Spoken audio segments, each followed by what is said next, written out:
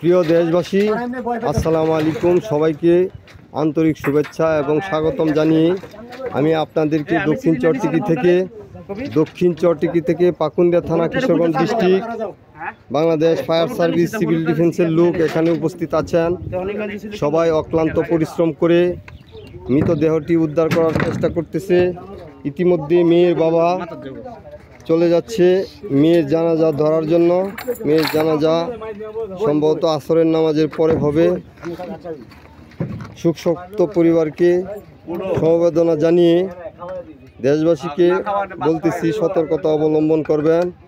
মেয়ের বাবা ইতিমধ্যে এই যে দেখেন, মেয়ের বাবা চলে যাচ্ছে জানাজার জন্য।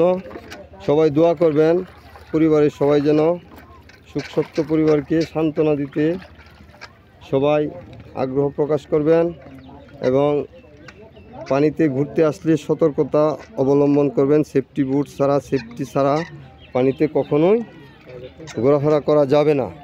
ঘোরাফেরা করলে অবশ্যই বিপজ্জনক, এরকম মৃত্যুর আশঙ্কা থাকবে। এই যে বাংলাদেশ ফায়ার সার্ভিস সিভিল ডিফেন্সের লোক অত্যন্ত দক্ষতার সাথে পানিতে ডুব দিবে, এখনই ডুব দিবে।